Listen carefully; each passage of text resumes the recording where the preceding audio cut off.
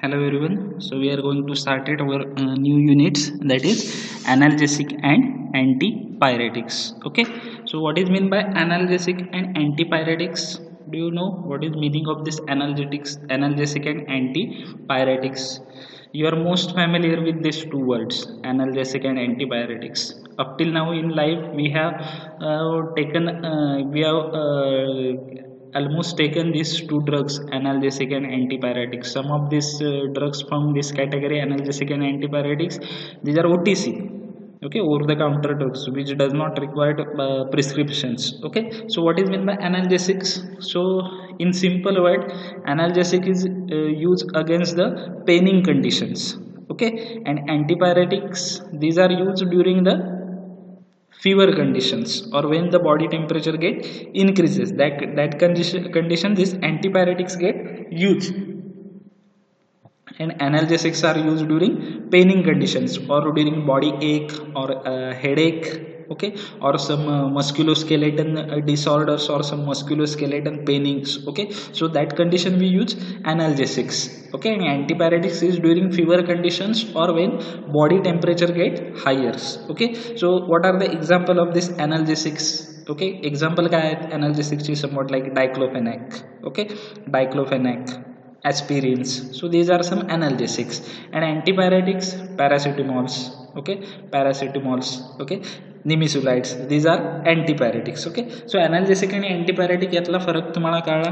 analgesic आपण कधी use करतो की ज्यावेळी पेनिंग होतं, एखादी वेदना होते, बॉडी एक होते, अंग दुखत असतं, डोकं दुखत असतं, किंवा मस्क्युलर स्केलेटन म्हणजे मसल रिलेटेड किंवा आपल्या स्केलेटन रिलेटेड काहीतरी डिसऑर्डर निर्माण होते किंवा वेदना व्हायला सुरुवात होतात, त्यावेळी आपण काय करतो, analgesic यूज करतो.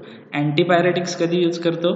So when during the body temperature get increase above the normal, आपल्या नॉर्मल बॉडी टेम्परेचरपेक्षा 37 डिग्री सेल्सिअस आहे सेल्सिअसमध्ये, फॅरेनहाईटमध्ये 98.6 फॅरेनहाईट, ओके. सो या नॉर्मल टेम्परेचर रेंजपेक्षा जेव्हा बॉडी टेम्परेचर जास्त होतं, वाढतं, त्यावेळी अँटीपायरेटिक्स यूज करतो. ओके, एक्झाम्पल तुम्हाला सांगितले, डायक्लोफेनाक ॲस्पिरिन ॲनाल्जेसिकमध्ये येतं, अँटीपायरेटिक्समध्ये पॅरासिटामॉल आहे, निमिसुलाइड्स आहेत, सो ही मेप्थॅलॅमिक ॲसिड आहे, तर ही अँटीपायरेटिक्स आहेत की जे काय करतात, बॉडी टेम्परेचर डिक्रीज करतात किंवा डिक्रीज करतात इन द सेन्स म्हणण्यापेक्षा जे इन्क्रीज झालेलं बॉडी टेम्परेचर आहे त्याला नॉर्मल लेवलला आणून ठेवतात, त्याला काय म्हटलं जातं, अँटीपायरेटिक्स म्हटलं जातं. ओके, सो तुम्ही या दोन्हींना मोस्टली फॅमिलियर असाल, डायक्लोफेनॅक तुम्हाला माहिती आहे, पॅरासिटामॉल तुम्हाला माहिती आहे, ह्या दोन ड्रगला तुम्ही तरी फॅमिलियर आहातच. ओके, सो ते ॲनाल्जेसिक आणि अँटीपायरेटिक्स कॅटेगरीमध्ये ते ड्रग्ज येतात आणि कोणत्या कंडिशनला यूज केले जातात हे तुम्हाला मी सांगितलं आहे. Okay, let's see in detail. So before study this analgesic and antipyretics we need to understand some terms और सम टर्मिनॉलॉजी. आपल्याला काही टर्म्स आणि टर्मिनॉलॉजी स्टडी करणं काय आहे, गरजेचं आहे. तर त्या कोणत्या आहेत? तर पहिली आहे ती म्हणजे पेन. पेन म्हणजे काय, मराठीत आपण ज्याला म्हणतो वेदना, पेन, PAIN, पेन, PEN नाही, PAIN, पेन, वेदना. So pain is a symptom of inflammations. Okay, pain हे काय आहे, इन्फ्लामेशनचं एक लक्षण आहे. ओके, पेन म्हणजे काय, वेदना, तर ती वेदना म्हणजे काय असतं, तर एक इन्फ्लामेशनचं एक सिम्पटम्स, लक्षण असतं. ओके, इन्फ्लामेशन म्हणजे काय, फॉर एक्झाम्पल रुमॅटॉइड आर्थरायटिस होतं, त्यावेळी तुम्हाला काय होतं की जो आपले जॉईंट्स आहेत त्याचं इन्फ्लामेशन्स होतं. ओके, RA ज्याला म्हणतो, रुमॅटॉइड आर्थरायटिस, सांधिवात. ओके, त्यावेळी काय होतं, जे जॉईंट्स असतात त्याचं इन्फ्लामेशन होतं. पण इन्फ्लामेशन होताना काय होतं, सुरुवातीला पेनिंगला सुरुवात होते, वेदना जाणवायला सुरुवात होते. Then fever, what is mean by fever, when temperature is above 98.6 degree Fahrenheit. जेव्हा आपलं बॉडी टेम्परेचर, फॅरेनहाईटमधलं सांगतोय मी, सेल्सिअसमधलं 37, तुम्हाला सेल्सिअस आणि फॅरेनहाईटचं कन्व्हर्जन माहिती आहे अशी मी अपेक्षा करतो. ओके, सो फॅरेनहाईटमध्ये बॉडी टेम्परेचर आपलं किती असतं नॉर्मलला, 98.6 फॅरेनहाईट. ओके, जेव्हा हे 98.6 फॅरेनहाईटच्या वरती जातं, फॉर अप्रॉक्सिमेट 100.4ला, त्यावेळी त्या कंडिशनला, त्या बॉडी टेम्परेचरला काय म्हटलं जातं, फिवर, ज्याला आपण मराठीत म्हणतो ताप येणं. ओके, कधी, when temperature is above 98.6 Fahrenheit, we know when temperature is 100.4 Fahrenheit, it is called as fever. Okay, then what is mean by analgesics. Analgesics म्हणजे काय, a drug that selectively relieve pain. असे drug की जे काय करतात, pen म्हणजे वेदना relieve करतात. रिलीव्ह म्हणजे काय, थांबवतात किंवा त्या वेदना शमवतात, कमी करतात. कशा प्रकारे, बाय ॲक्टिंग ऑन CNS, कशावरती, सेंट्रल नर्वस सिस्टीमवरती ॲक्ट होऊन.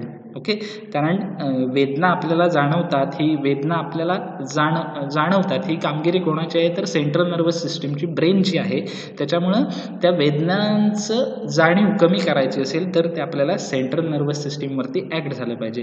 त्याच्यामुळे ते काय करतात, वेदना कमी करतात, शमवतात, त्यांची इंटेन्सिटी कमी करतात. कशा प्रकारे, by acting on CNS, central nervous सिस्टीमवरती ॲक्ट होऊन. किंवा peripheral pain mechanism, central nervous सिस्टीमचे 2 भाग आहेत, ANS ऑटोनॉमस नर्वस सिस्टीम आणि PNS पेरिफेरल नर्वस सिस्टीम. त्यातल्या पेरिफेरल नर्वस सिस्टीम ही या पेनिंग मॉड्युलेशनचं किंवा पेनिंग मेकॅनिझमचं काम बघते. सो आपले ड्रग त्या CNS मधल्या PNS या भागवरती जाऊन काय होतात, ॲक्ट होतात आणि त्या वेदना काय करतात, कमी करतात, without significantly altering consciousness. Okay, आणि CNS वरती जरी ॲक्ट होत असल्या तरी ते आपल्या कॉन्शियसनेसला काही डिस्टर्ब करत नाहीत. ओके, कॉन्शियसनेसला म्हणजे जी शरीराची जागरूकता ज्याला म्हणतो, मेंटली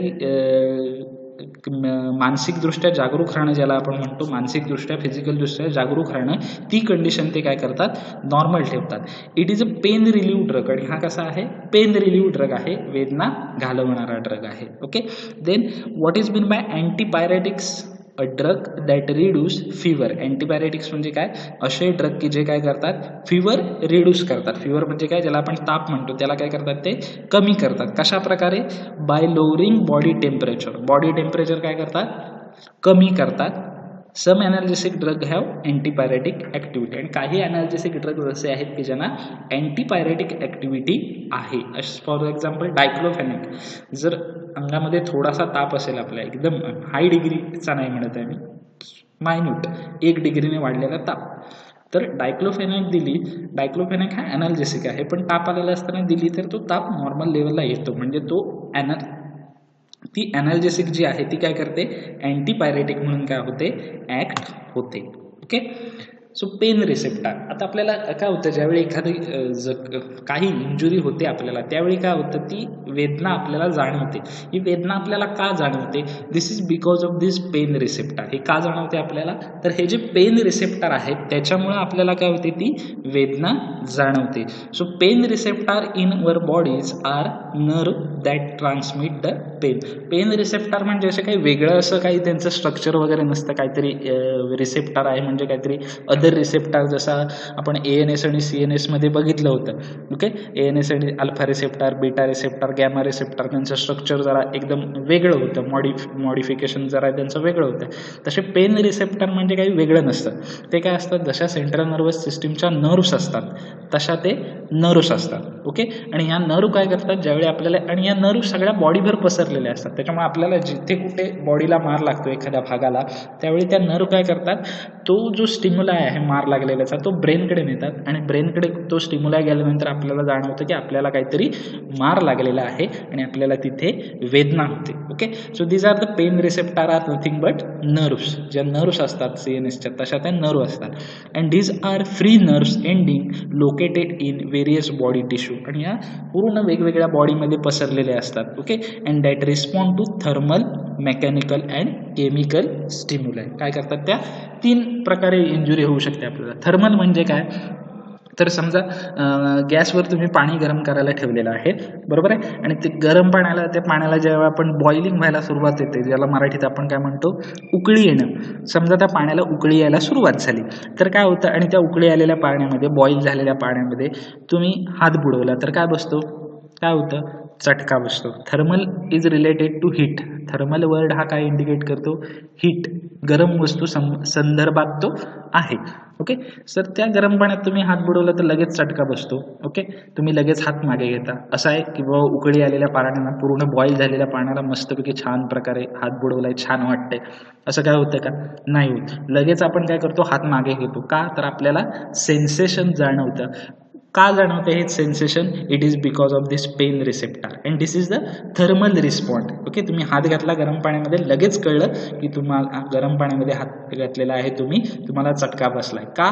की ज्यावेळी आपण गरम पाण्यामध्ये बोट बुडवतो किंवा हात घालतो त्यावेळी ह्या जे पेन रिसेप्टर असतात, नथिंग बट दिस नर्व्स की ज्या पूर्ण बॉडीमध्ये पसरलेले आहेत, त्या काय करतात, लगेच तो स्टिम्युलाय जो आहे, तो उत्तेजना जी आहे ती काय करतात, ते डिटेक्ट करतात, आयडेंटिफाय करतात, लगेच ब्रेनकडे पाठवतात. ब्रेन लगेच ॲनालाइज करतो आणि आपल्याला जाणवतं चटका बसलेला आहे, हात मागे घेणं गरजेचं आहे. म्हणजे तुम्ही विचार करा की ही प्रोसेस किती फास्ट आहे, किती फास्ट ही प्रोसेस होते. तुम्ही हात बुडवल्या लगेच जाणवतं, म्हणजे किती वेगाने स्टिम्युलाय जातो, किती वेगाने ब्रेन ॲनालाइज करतो आणि ॲनालाइज करून किती वेगाने आपल्याला कळतं की हात जो आहे आपला गरम पाण्यामध्ये घातलेला आहे, चटका बसला आपल्याला. फास्ट प्रक्रिया. हा झाला थर्मल. देन मेकॅनिकल म्हणजे काय? समजा एखाद्याने आपल्याला बुक्की मारली, मोठ्याने ठोसा दिला, ओके, गालावरती, तर काय होतं, लगेच वेदना सुरू होतात. किंवा पोटामध्ये मारलं, छातीमध्ये मारलं, कुठेतरी लगेच काय होतात, वेदना सुरू होतात. का? तर त्याने मारल्यानंतर ज्या नर्व आहेत, पेन रिसेप्टर आहेत, ते लगेच डिटेक्ट करतात काहीतरी वेदना झालेली आहे बाबा, आपल्याला लगेच पेनिंग व्हायला पाहिजे. ओके, बरोबर आहे. आणि ज्यांना होत नाहीत, बरेचसे पेशंट आपल्याला बोलतो जे अनकॉन्शियसमध्ये असतात, ज्यांना तुम्ही मारलं, काही टोचलं तरी काही होत नाही. का? तर त्यांचे हे नर्व रिसेप्टर इनॲक्टिवेट झालेले असतात, त्याच्यामुळे त्यांना वेदना, बाकी काही कसल्या गोष्टीची जाणीव होत नाही. मेकॅनिकल म्हणजे, किंवा समजा चालता चालता आपला कधीतरी एखाद्याशी बोलता बोलता पटकन पाठी वळताना भिंतीवर वरती वगैरे हात आपटतो, लगेच काय होतं, दुखायला सुरुवात होतं, कळ जाणं ज्याला वगैरे म्हणतो. का? तर it is due to pain receptor. आणि हे जर हात आपटणं, समोरच्याने आपल्याला मारणं वगैरे, हे काय झालं, मेकॅनिकल रिस्पॉन्स किंवा मेकॅनिकल इंजुरी. आता केमिकल स्टिम्युलाय म्हणजे काय? तर काही वेळेला केमिकल स्टिम्युलाय दोन प्रकारे सुद्धा आपण म्हणू शकतो. केमिकल स्टिम्युलायला काय म्हणू शकतो आपण, दोन प्रकारे म्हणू शकतो.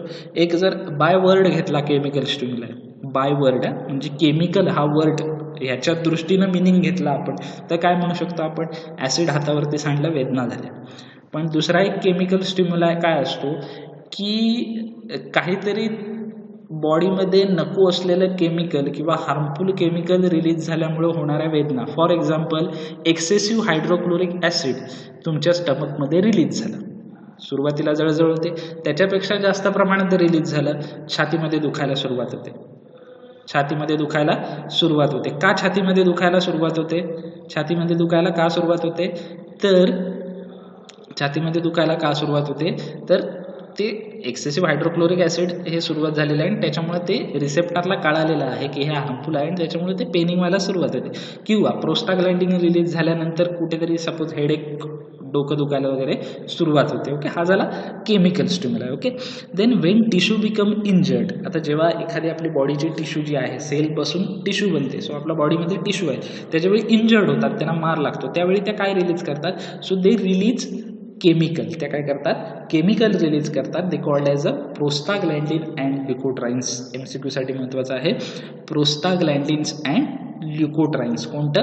प्रोस्टाग्लॅंडिन आणि ल्युकोट्राइन्स ही दोन केमिकल रिलीज करतात and that chemical make the pain receptor more sensitive and produce the pain. जेव्हा एखाद्या वेळी आपल्याला मार लागतो, ओके, मार लागतो किंवा थर्मल, मेकॅनिकल किंवा केमिकल स्टिम्युलाय मिळतो त्या आपल्या पेन रिसेप्टरला, त्यावेळी काय होतं, प्रोस्टाग्लॅंडिन आणि ल्युकोट्राइन्स ही दोन केमिकल रिलीज होतात आणि ही दोन केमिकल रिलीज झाल्यामुळे आपले पेन रिसेप्टर ॲक्टिव्ह होतात आणि त्याच्यामुळे आपल्याला वेदना जाणवतात. Okay, so this analgesic drugs which relieve the pain by acting CNS without loss of consciousness. Analgesic म्हणजे काय, सेंट्रल नर्वस सिस्टीमवरती ॲक्ट होतात आणि पेनला रिलीव्ह करतात, वेदना थांबवतात, विदाउट लॉस ऑफ कॉन्शियसनेस. हा वर्ड फार महत्त्वाचा आहे. So analgesic drugs are drugs which relieve the pain by acting on CNS without loss of consciousness. They increase the capacity to tolerate the pain. Okay, आणि analgesic drugs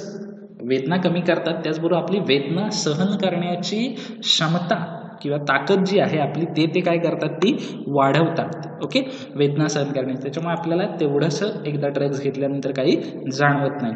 then this analgesic drugs can be broadly classified into 2 groups. आता हे जे analgesic drugs आहेत ते काय केलेलं आहे, 2 विभागामध्ये त्यांना विभागलं गेलेलं आहे. पहिला आहे तो नार्कोटिक एनाल्जेसिक्स, और it is also called as true analgesics or it is also called as opioid analgesic. Then second group, non-narcotic analgesic, antipyretic analgesics or febrifuges. Okay, so analgesic ड्रगचे दोन प्रकार केलेत. एक आहे तो नार्कोटिक ॲनाल्जेसिक किंवा non narcotic analgesic. Narcotic ॲनाल्जेसिकला दुसरं नाव म्हटलं गेलं आहे ते ट्रू ॲनाल्जेसिक किंवा ओपॉइड ॲनाल्जेसिक. नॉन नार्कोटिकला दुसरं नाव आहे अँटीपायरेटिक ॲनाल्जेसिक्स किंवा फेब्रिफ्युजेस. ओके, सो नार्कोटिक ॲनाल्जेसिक म्हणजे काय किंवा यांना ट्रू ॲनाल्जेसिक का म्हटलं जातं, ओपॉइड ॲनाल्जेसिक का म्हटलं जातं नार्कोटिकलाच, की जे ओपीएम पासून डिराईव्ह केले जातात. ओपीएम तुम्हाला माहिती आहे फार्माकोग्नोस्टिक ड्रग्ज आहे. ओपीएम, पापाव्हायरस ओमनीपरम हा त्याचा बायोलॉजिकल सोर्स आहे. फॅमिली पापाव्हायरसी आहे त्याची. ओके, सो नार्कोटिक ॲनाल्जेसिक म्हणजे काय, तुम्ही वर्ड ऐकला असेल की जे ड्रग्ज आतापर्यंत आपण ऐकतो, पिक्चरमध्ये सुद्धा बघतो किंवा बातम्यासुद्धा येत असतात, आज हा ड्रग सापडला, तस्करी करताना हा ड्रग सापडला, ह्या पार्टीमध्ये ड्रग्ज घेताना सापडले. हे ड्रग्ज म्हणजे आपले ड्रग असतात का, पॅरासिटामॉल, डायक्लोफेनाक हे ते घेत असतात का, हेही ड्रग्ज आहेत तेही ड्रग्ज आहेत दोन्ही. तर ते ड्रग्ज कोणते असतात, हेरोईन्स असतं, कोकेन्स असेल, ब्राऊन शुगर असतील, हे ते ड्रग्ज असतात की जे असतात. त्या heroin, cocaine, brown sugar, okay, यांना काय म्हटलं जातं, नार्कोटिक ॲनाल्जेसिक म्हटलं जातं. त्यांना काय म्हटलं जातं, नार्कोटिक ॲनाल्जेसिक म्हटलं जातं. त्यांच्यामध्ये नार्कोटिक कॅपॅसिटी प्रेझेंट असते. ओके, नार्कोटेस्ट सुद्धा आपण म्हणतो. नार्कोटिक कॅपॅसिटी म्हणजे काय, which stimulate the CNS and depress the central nervous system, which act on CNS and depress the central nervous system. ते घेतल्यानंतर तुम्हाला एकदम फ्रेश वाटायला सुरुवात होतं. ओके, आणि ते हॅबिच्युअल्स आहेत म्हणजे त्याच्या सवयी लागून राहतात. म्हणून त्यामुळे तुम्ही बघा, आपण पिक्चरमध्ये वगैरे बघतो, ड्रग्ज न मिळालेल्या व्यक्ती कशा सेंट्रल नर्वस सिस्टीम ज्यांची पूर्णतः डिप्रेस होऊन जाते आणि ते पूर्णतः त्यांना जर ड्रग्ज मिळाले नाही तर काही वेळेला ते सुसाईड करायला, आत्महत्या करायला सुद्धा ते प्रवृत्त होतात. आत्ताच करंटली तुम्हाला सांगायचं झालं तर जी सुशांत सिंह राजपूतची केस चालू होती त्याच्यामध्ये तुम्ही बघितलं असेल, त्याच्यामध्ये हा ड्रगचा मॅटर आला होता आणि त्याच्यामध्ये हा नार्कोटिक्सचा संबंध आला होता.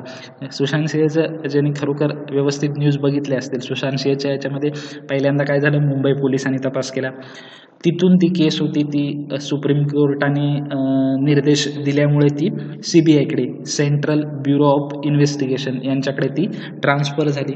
आणि central bureau of investigation CBI ज्यावेळी तपासणी करत होती, इन्व्हेस्टिगेशन करत होती, त्यावेळी काय झालं तर ड्रग्सचा मॅटर जो आहे तो मध्येच वर उठून आला.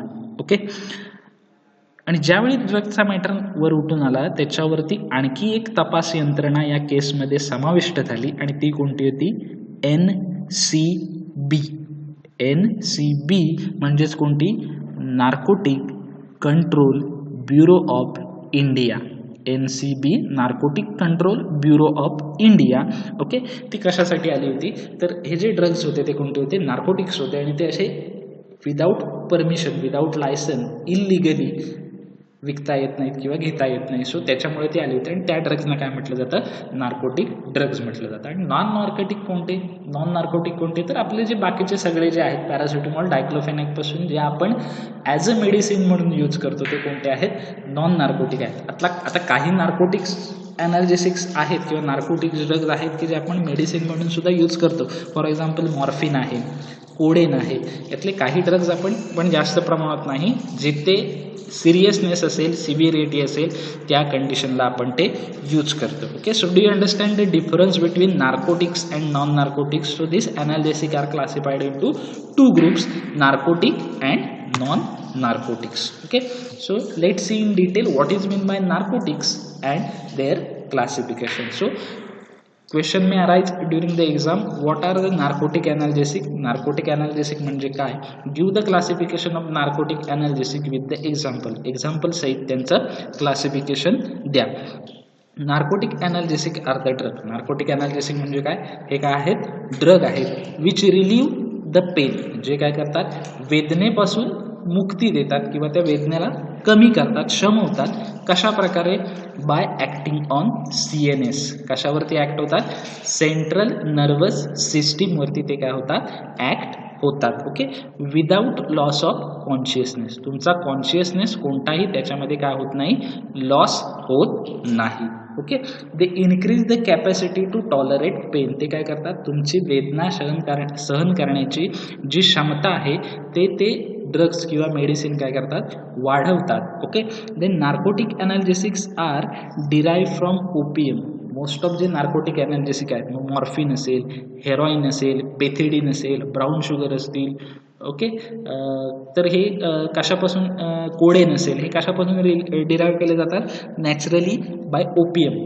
मगाशीच तुम्हाला सांगितलं पापावेरा सोमनिफेरम फॅमिली आहे पापावेराची.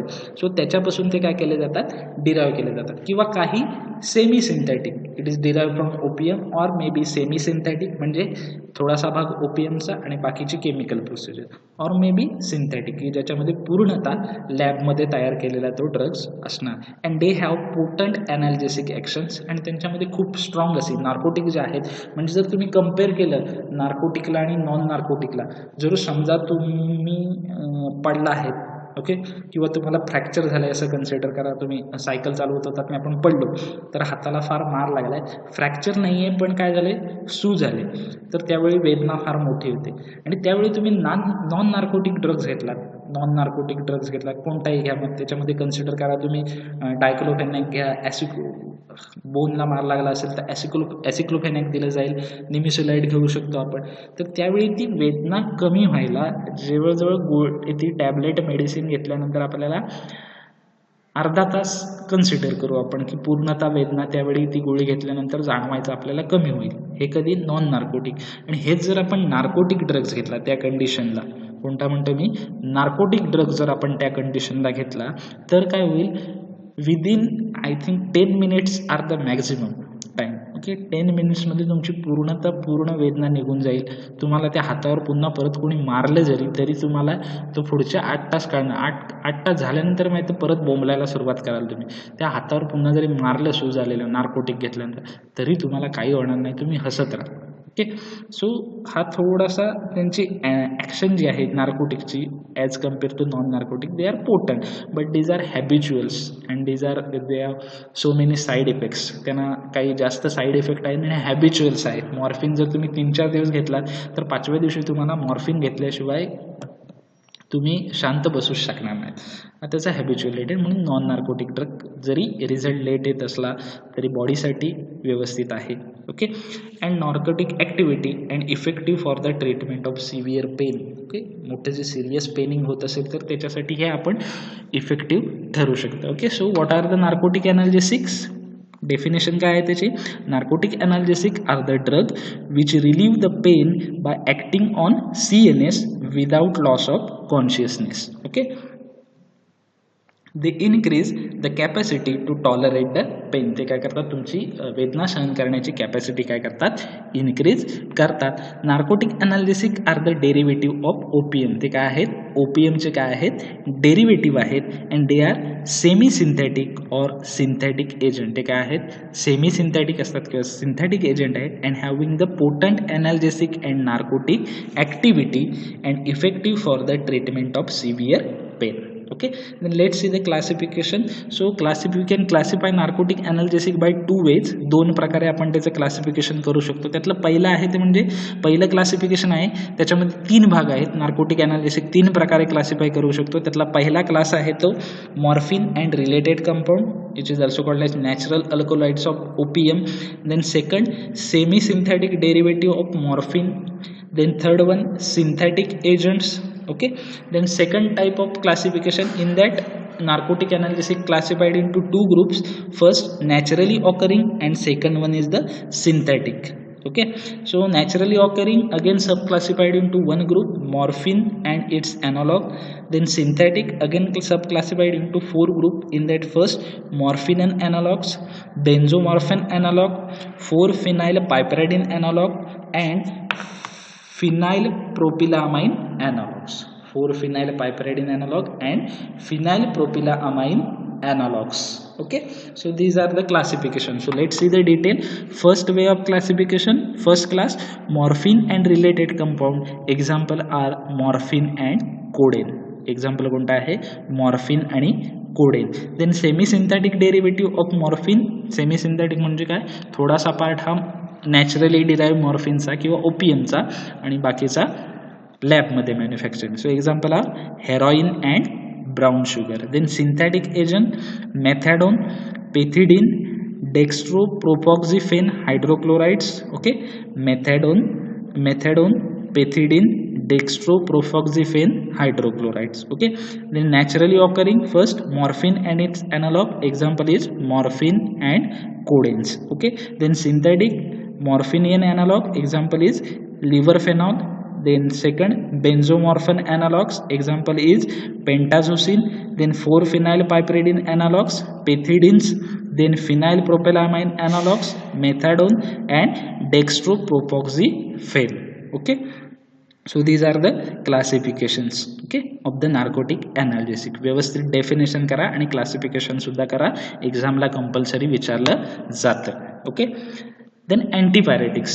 ओके, आता आपण बघितलं तो पार्ट कोणता होता, नार्कोटिक ॲनाल्जेसिक्सचा. देन अँटीपायरेटिक. अँटीपायरेटिक्सला दुसरं नाव काय आहे, नॉन नार्कोटिक ॲनाल्जेसिक किंवा फेब्रिफ्युजेस. ओके, अँटीपायरेटिक कशासाठी यूज केले जातात, आताच तुम्हाला सांगितलं कशासाठी इंट्रोडक्शनमध्ये. असे ड्रग की जे काय करतात, इन्क्रीज झालेलं बॉडी टेम्परेचर लो करतात किंवा नॉर्मल लेवलला आणून ठेवतात. म्हणजेच कशासाठी, फिवर कंडिशनला ते काय केले जातात, यूज केले जातात. Okay, so antipyretics are the drug which lower the body temperatures. Okay, then pyrexia. Antipyretic study करायचा असेल आपल्याला तर आपल्याला पायरेक्झिया ही कंडिशन्स किंवा ही जी टर्मिनॉलॉजी आहे पायरेक्झिया ही सगळ्यात आधी डिटेल्समध्ये स्टडी करणं गरजेचं आहे. ओके, सो पायरेक्झिया म्हणजे काय, it is a conditions where body temperature raise above the normal. Okay, pyrexia म्हणजे अशी कंडिशन किंवा अशी बॉडीची शरीराची अवस्था की ज्याच्यामध्ये आपल्या शरीराचं जे तापमान आहे ते नॉर्मल पातळीपेक्षा, नॉर्मल लेवलपेक्षा काय होऊन जातं, जास्त होतं. त्या कंडिशनला काय म्हटलं जातं, पायरेक्झिया म्हटलं जातं. The rise in temperature may be due to infections or other disease. आता हे टेम्परेचर का वाढतं, so it is may be due to एखादं काही इन्फेक्शन बॉडीमध्ये झालेलं असेल किंवा काही डिसीज आहेत, असे काही कंडिशन्स आहेत की त्याच्यामुळं बॉडी टेम्परेचर इन्क्रीज होतं. काय होतं की ज्यावेळी आपल्याला ताप काय येतो, तर पर्टिक्युलरली सर्दी होते त्यावेळी आपल्याला ताप येण्याची शक्यता जास्त असते. का, सर्दी हे काय आहे, व्हायरल इन्फेक्शन्स आहे. याचा अर्थ काय होतं, बॉडीमध्ये एखादं ज्यावेळी व्हायरल पार्टिकल किंवा फॉरेन पार्टिकल बॉडीमध्ये येतो की जो बॉडीसाठी हार्मफुल आहे, त्यावेळी काय होतं, बॉडीची इम्युन सिस्टीम ॲक्टिवेट होते. आणि हे जे व्हायरस आहेत, बॅक्टेरिया आहेत, फंगस आहे, प्रोटोझोआ आहे. ओके, सो हे जे काही मायक्रो ऑर्गॅनिझम आहेत की जे डिसीज प्रोड्यूस करतात, ते काय करतात, ते एका सर्टन लेवल ऑफ टेम्परेचरपर्यंत सर्वाईव्ह होऊ शकतात. एक त्यांना तापमानाची, टेम्परेचरची लिमिट असते, त्या टेम्परेचरपर्यंतच ते काय होऊ शकतात, जगू शकतात. आणि त्याच्यामुळे ज्यावेळी इम्युन सिस्टीम बॉडीची ॲक्टिवेट होते तेव्हा काय होतं, बॉडीची इम्युन सिस्टीम बॉडीचं टेम्परेचर वाढवायला सुरुवात करते. का, तर तो जो मायक्रो ऑर्गॅनिझम आहे तो एखाद्या ठराविक लेवलपर्यंतच जिवंत राहतो आणि ज्यावेळी टेम्परेचर वाढतं त्यावेळी तो काय होतो, ऑटोमॅटिकली काय होतं, किल होऊन जातं. ओके, सो ज्यावेळी बॉडीचं टेम्परेचर अबाव द नॉर्मल जातं त्या कंडिशनला काय म्हटलं जातं, पायरेक्झिया म्हटलं जातं. आणि या पायरेक्झियाच्या कंडिशनमध्ये आपण अँटीपायरेटिक्स यूज करतो. पायरेक्झियाला कमी करणारे ते antipyretics. Okay, the antipyretics have no side effect on normal body temperature in therapeutic dose. Okay, आपण काय करतो, जेव्हा बॉडी टेम्परेचर वाढतं, बरोबर आहे, बॉडी टेम्परेचर वाढतं त्यावेळी आपण काय करतो, ताप येतो म्हणजे काय, बॉडी टेम्परेचर नॉर्मल लेवलपेक्षा वाढतं, त्यावेळी आपण काय करतो, अँटीपायरेटिक्स घेतो, पॅरासिटामॉल घेतो. मग असं होतं का की पॅरासिटामॉल घेतली की आपलं बॉडीचं टेम्परेचर पटकन खाली येतं आणि ते इतकं टेम्परेचर लोअर होऊन जातं की नॉर्मलपेक्षा पण खाली येतं, नाही होत. ते अँटीपायरेटिक्स काय करतं, तर त्याला नॉर्मल टेम्परेचर लेवललाच आणून ठेवतं. ओके, नॉर्मल टेम्परेचर लेवललाच काय करतं, आणून त्याला ठेवत असतं. ओके, ते नॉर्मलपेक्षा खाली कधीच येत नाही. कधी, ड्युरिंग थेरापेटिक डोस. म्हणजे बघा, पॅरासिटामॉल जे आहेत यंगरसाठी म्हणजे किंवा लहान मुलांसाठी जर असतील तर किती असतात, मॅक्झिमम 100 mgची येते, 250 mgची येते. त्यानंतर अडल्टसाठी 450ची येते, 500 mgची येते आणि आता लेटेस्ट मागच्या 2 वर्षापासून 600 mgची पॅरासिटामॉल यायला लागलेली आहे. बरोबर आहे. सो जर आपण अडल्ट कन्सिडर करा, अडल्ट आपण जर घेतली, जर 600 mgच्या 2 पॅरासिटामॉल घेतल्या किंवा 500 mgच्या 2 पॅरासिटामॉल घेतल्या.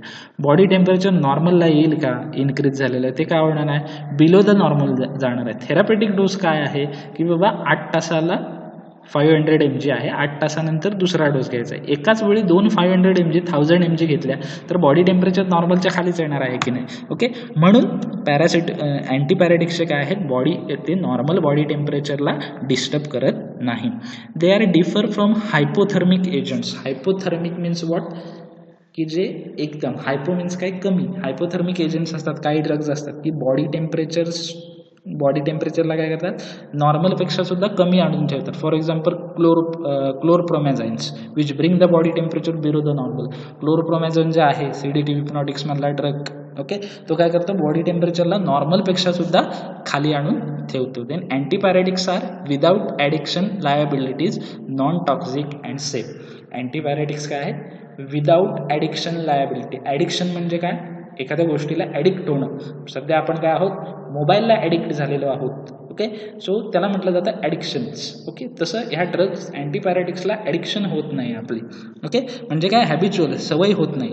नार्कोटिक्ससारखं. नार्कोटिकला काय होतं मागे सांगितलं मॉर्फिन कोडेन घेतलं तर 4 दिवस सलग घेत असलं तर 5व्या दिवशी त्याची सवय लागून जाते. मॉर्फिन घेतल्याशिवाय त्या व्यक्तीलाच शांत वाटत नाही, तू शांत बसू शकत नाही. ओके, तुम्हाला एक एक्झाम्पल सांगतो. पहिलं एक ॲडिक्शनचं एक कोडेक्स नावाचं कप सिरप यायचं. कोडेक्स की ज्याच्यामध्ये कोडेन होता. आता कोडेन मगाशी क्लासिफिकेशनमध्ये बघितलं आपण, तो काय आहे नार्कोटिक आहे. खोकल्यावरती होतं ते कोडेक्स घेतल्यानंतर पहिल्या दिवसाला तुमचा खोकला ताप जो काही असेल अँटीपॅरेटिक्सच होतं ते, पण नार्कोटिक अँटीपॅरेटिक्स होतं.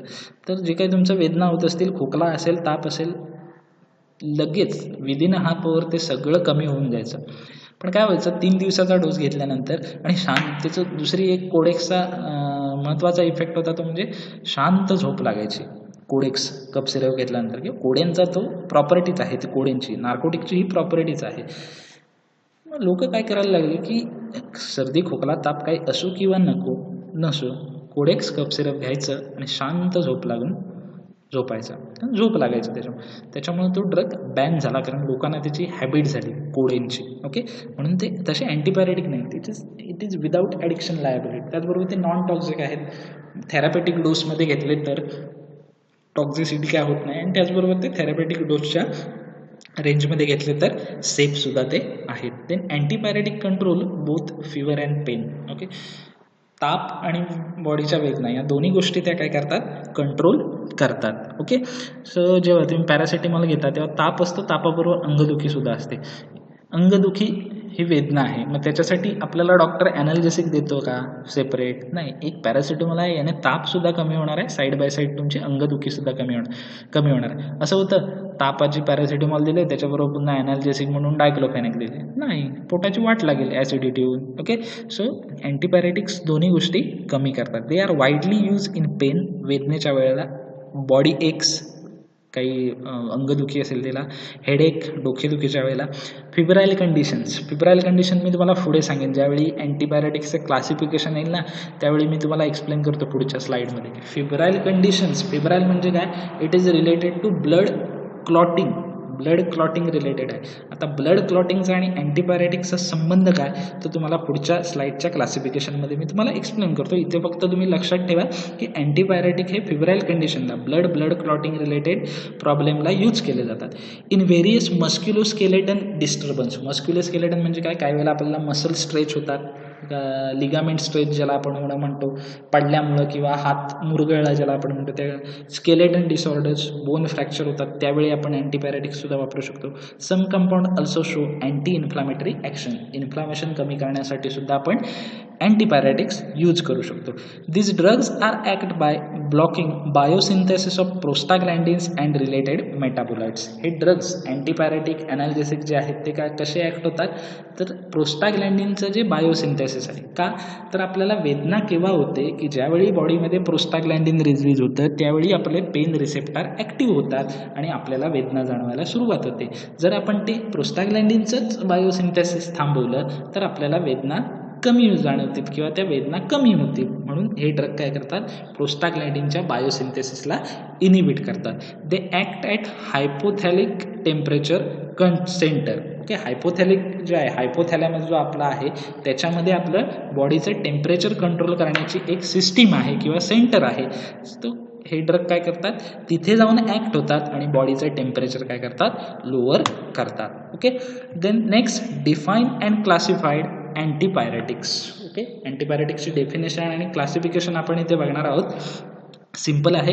डेफिनेशन काय आहे, अँटीपायरेटिक्स म्हणजे काय, असे ड्रग की जे काय करतात, बॉडीचं वाढलेलं टेम्परेचर काय करतात, नॉर्मल लेवलला आणून कमी करतात आणि त्याचबरोबर नुसतं कमी नाही करत तर त्याला काय करतात, नॉर्मल लेवलला आणून ठेवतात. त्या ड्रग्सना काय म्हटलं जातं, अँटीपायरेटिक्स म्हटलं जातं.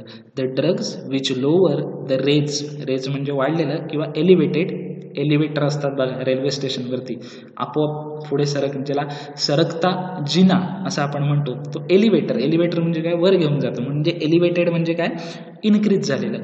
So raise or elevated body temperature and bring it to normal are called as antipyretics. Definition काय आहे, the drugs which lower the raised or elevated body temperature and bring it to normal are called as antipyretics. Okay. Then classification 3 प्रकारे आपण अँटीपायरेटिक्सला classify करू शकतो. This antipyretic are classified into 3 sub groups. In that first, aniline or para aminophenol derivative म्हणजे काय, तर त्यांच्या स्ट्रक्चरमध्ये ॲनिलिनची रिंग असणार किंवा पॅरा अमायनोफिनॉलची रिंग प्रेझेंट असणार. एक्झाम्पल काय आहे, paracetamol and acetanilides. Then salicylic acid derivative second, की ज्यांच्या स्ट्रक्चरमध्ये सॅलिसिलिक ॲसिड प्रेझेंट असणार. सॅलिसिलिक ॲसिड डेरिव्हेटिव्ह जो आपण मोस्टली माहीत असलेला ड्रग, फॅमिलियर ड्रग आहे तो म्हणजे aspirin. This is related to febrile conditions. जे आपण बघितलं ना, फेब्राईल कंडिशनमध्ये अँटीपॅरेटिक्स वापरू शकतो, तो म्हणजे ॲस्पिरिन आहे. हे सॅलिसिलिक ॲसिड डेरिव्हेटिव्ह किंवा choline salicylate, magnesium salicylate and sodium salicylate. Then pyrazole derivative, example is analgin and antipyrines. Okay. आता मी तुम्हाला सांगतो, इथे आपण बघितलं होतं की फेब्राईल कंडिशनला अँटीपॅरेटिक्स यूज करतात. कसे, दिस इज द ॲस्पिरिन हा फेब्राईल कंडिशनमध्ये यूज केला जातो, कारण aspirin has capacity to dissolve the blood clot and to to free flow the blood. ॲस्पिरिनकडे कॅपॅसिटी आहे की तो ब्लड क्लॉट डिझॉल्व करू शकतो किंवा ब्लडचं क्लॉटिंग प्रोलॉंग करतो. ब्लडचं क्लॉटिंग काय करतो, प्रोलॉंग करतो. ब्लडला लगेच क्लॉट तयार करू देत नाही ॲस्पिरिन. ओके. म्हणून जेव्हा तुम्ही जर रक्तदान केलं असेल, ब्लड डोनेशन केलं असेल, तर ब्लड डोनेशनला तुम्हाला एक तुमची माहिती भरायला आधी एक कागद दिला जातो, तुमचं नाव पत्ता असतो, त्याचबरोबर खाली एक सूचनासुद्धा असते बघा, 48 तासाच्या आधी, मागच्या 48 तासात तुम्ही ॲस्पिरिन घेतला आहे का ड्रग. यस म्हणालात तुम्ही, हो घेतला असेल तर तुम्हाला रक्तदान करता येत नाही. नो म्हटलात तर तुम्ही रक्तदान करू शकता. आणि जर तुम्ही घेतला असाल तर शक्यतो यस होच सांगा, कारण ड्रॉबॅक असा आहे, ॲस्पिरिनचा इफेक्ट हा जवळजवळ 72 तास असतो आणि तो ब्लड क्लॉट होऊ देत नाही जोपर्यंत तो इफेक्टिव्ह असतो तोपर्यंत. आणि जेव्हा ब्लड डोनेशनच्या वेळेला जर तुम्हाला निडल टोचली गेली, निडल इन्सर्ट केली गेली, ब्लड डोनेशनची निडलसुद्धा फार मोठी असते, तर निडल काढल्यानंतर तुमचं ब्लड बाहेर येणं लवकर थांबणार नाही, तुमचा ब्लड लॉस होईल. ओके. म्हणून त्याच्यामध्ये ते लिहिलेलं असतं ॲस्पिरिन, म्हणून ॲस्पिरिन फिब्राईल कंडिशनला यूज केला जातो. Okay. Then pyrazole derivative, example are analgin and antipyrines. Okay. So this is the definition and classification of antipyretics. Then what is the difference between narcotic analgesic and antipyretic analgesic. Okay. Narcotic analgesic म्हणजे true ॲनाल्जेसिक किंवा opioid ॲनाल्जेसिक. अँटीपायरेटिक ॲनाल्जेसिक म्हणजे काय, non narcotic analgesic किंवा फेब्रिफ्युजियस. Okay. So narcotic आणि non नार्कोटिकमधला या फरक काय आहे, तर they differ from narcotic ॲनाल्जेसिक in 2 features. Okay. Non narcotic हे नार्कोटिकपासून 2 गोष्टींमध्ये डिफरन्स आहे, ते म्हणजे they have low activity in normal dose. Okay. छोट्याशा डोसमध्ये त्यांची ॲक्टिव्हिटी कमी असते. तीच नार्कोटिक म्हणजे कसं बघा, 500 mg पॅरासिटामॉल तुम्हाला ताप उतरवण्यासाठी किंवा वेदना कमी करण्यासाठी लागत असेल, कन्सिडर डायक्लोफेनेक. 500 mg 500 mg डायक्लोफेनेक तुम्हाला एखादी वेदना थांबवण्यासाठी लागत असेल, तर तिथे मॉर्फिन फक्त जेमतेम 50 mg लागू शकतं. म्हणजे काय आहे, नॉन नार्कोटिकची ॲक्टिव्हिटी नॉर्मल डोसला कमी असते, तीच नार्कोटिकची ॲक्टिव्हिटी नॉर्मल डोसला हायर असते. Then large dose will not relieve severe pain or prolong pains. Okay.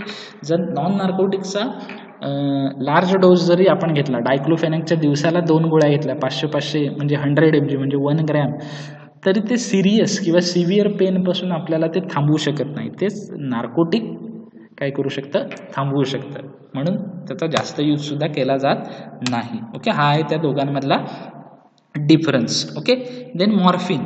Next compound कोणता आहे? मॉर्फिन. नेक्स्ट कंपाऊंड कोण आहे? मॉर्फिन.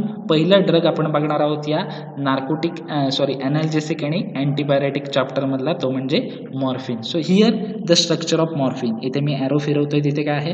हे आहे मॉर्फिनचं स्ट्रक्चर. ओके, सो सोर्स काय आहे या मॉर्फिनचा? So this morphine is obtained from opium. मी तुम्हाला सांगितलं ओपीएम हा फार्माकोग्नोस्टिक ड्रग आहे. ओके, कशापासून ऑप्टेन केला जातो? Dried latex unripe seed capsule of Papaver somniferum family आहे त्याची पापावेरासी. ओके, हा झाला त्याचा नॅचरल सोर्स. ओपीएम पासून त्याला ऑप्टेन केला जातो. It belongs to phenanthrene class of alkaloids. याच्यामध्ये काय आहे? फिनॅन्थ्रिन क्लासमध्ये तो येतो, कारण त्याची जे रिंग तुम्ही बघितली स्ट्रक्चर, तर त्याच्यामध्ये 3 रिंग आहेत, म्हणजे फिनॅन्थ्रिन रिंग त्याच्यामध्ये प्रेझेंट आहे. त्याचबरोबर त्याच्यामध्ये एक हेट्रोसायकल सुद्धा या स्ट्रक्चरमध्ये प्रेझेंट आहे. कोणती? Morphine and हेट्रोसायकल्स. सो इथे 2 MCQ होऊ शकतात, 3 MCQ.